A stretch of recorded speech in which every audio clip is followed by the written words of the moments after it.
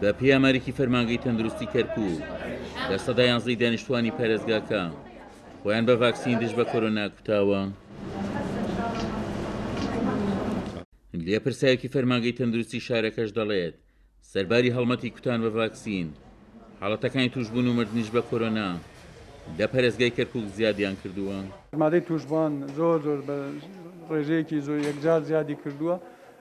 خەستەخانەی شەفا 14 بە تەواوی پڕ بووە لە توانای نەماوە پێشوازی لە نەخۆشی کە بکات. ئێستاکە نەخۆشەکان تەحویلی شوێنی پیشەسازیە کرێت و بۆ شوێنەکانی کەی خەستەخانەی ئازادی و خەستەخانەی کەرکووک.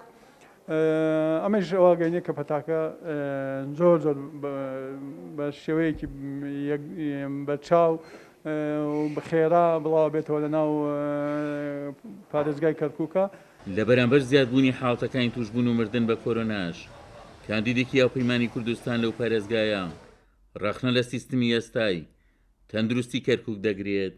بە شێوەیەکی گشتی ئەتوانم پێت بڵێم پرۆشی تەندروستی ئەگەر باز لە کۆرۆنا بکرێ جێگیر نییە و باش نییە چونکە ئەو هاوکارێنەی کاکرێت بۆ فەرمانگەی تەندروستی کەرکووک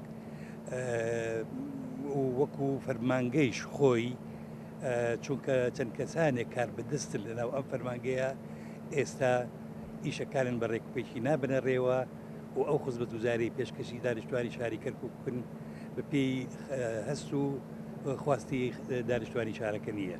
کوتاندن ڕێکاری سەرەکیە بۆ خۆپاراستن لە کۆرۆنا. دوای خۆکوتاندن بە ڕێژەیەکی کەمتر دێتەوە ئەوەی بەکارهێنانی دەمامک خۆ دوورخستن لە جێی قەرەباڵغی ئەوە بەکاردێنن کە نابێت لە یەکتر نزیک بکەونەوە بەنی کەسان لە مەتر زیاتر بێت. بە پێی نوێترین ئاماری فەرمیش ژماری توشبوون بە کۆرۆنا لە کەرکووک 61,000 حاڵەتی تێپەڕاندووە کە لەو ژمارەیە زیاتر لە 56,000 کەس چاک بوونەتەوە و 1135 کەسیش بەوەی کۆرۆنا گیانیان لەدەست داوە. ژمارە و کەسانەشی بە ڤاکسینەکە کوتراون گەیشتۆتە 108,973 کەس. عومەر غەریب، کورسات نیوز، کەرکووک.